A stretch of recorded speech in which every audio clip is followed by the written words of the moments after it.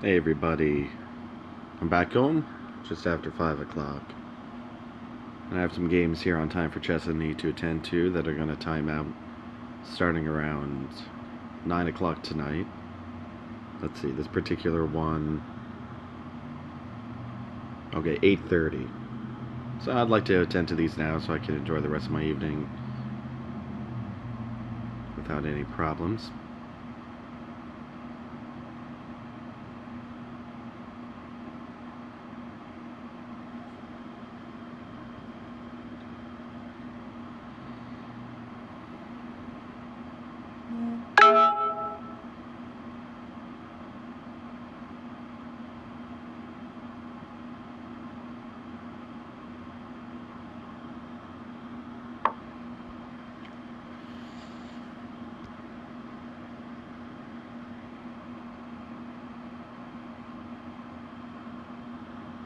Typically, I'd play something like that, anticipating him to play, my opponent to play b5.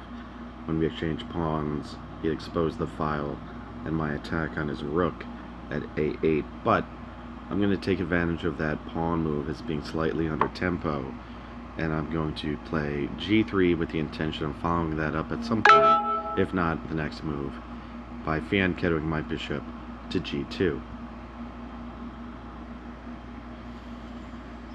So I'm a little down on the tempo as far as castling is concerned. I'm going to continue with a very passive position and prepare to fianchetto my dark squared bishop to g7 and then castle kingside shortly thereafter. I'm going to play queen to f3, threatening mate in 1 with queen takes f7.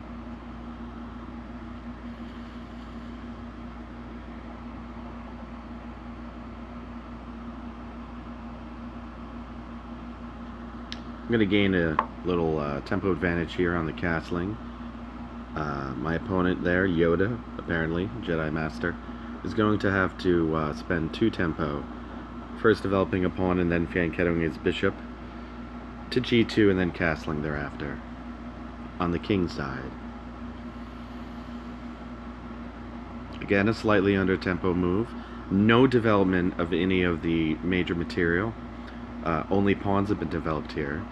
I am quite critical of that. I don't feel that's a wise development option for my opponent, who I've played a number of times. Always very atypical, this opponent. And it's gotten her or him in trouble before. Let's hope maybe it can again. Now here, I would love to play pawn to b5. But of course, there's the potential capture threat of b takes c, and the queen has that defended. So I could do something like that, or I could do this. But the reason why I want to play bishop to b5 is because I'd like to follow that up with pawn to c4. Excuse me, did I say bishop? Pawn to b5. I'd like to follow that up with pawn to c4. But you know, I'm gonna do this. I think that's a good idea. Okay, here we are back with the Dark Knight, threatening my queen and also threatening a fork of my rooks with knight to c2. So typically in this situation here, I like to play something like queen to d3 or queen to c3. However, I'm going to do the former because I'd like to leave the c3 square open for my knight.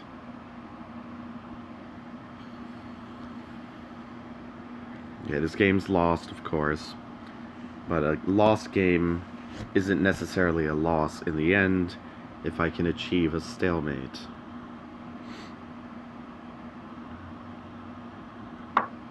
It's unlikely, but I'll give it my best try.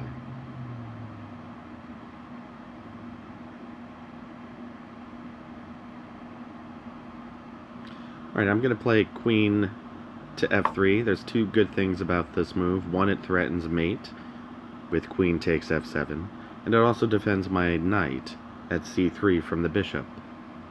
And I don't need to defend the knight with my queen, but in doing so, I don't have to capture back with my pawn at b2, which would stack pawns on the c file.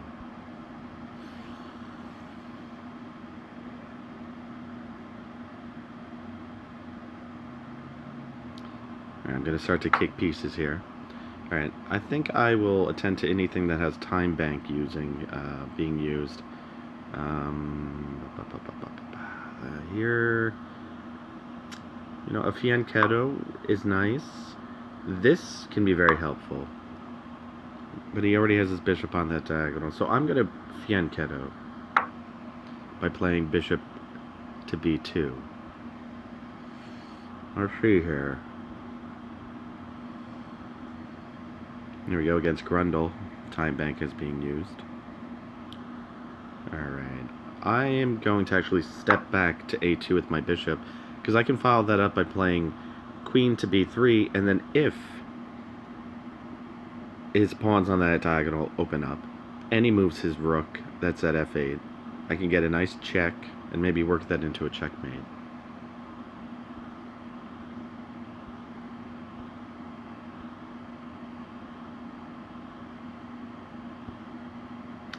Okay, that's it for these then. How long is this video? 6 minutes? Alright, yeah. Nice little 6-minute video. It's probably going to be it for me for now. I'll check in tomorrow morning. Thanksgiving. Have a happy Thanksgiving, everyone.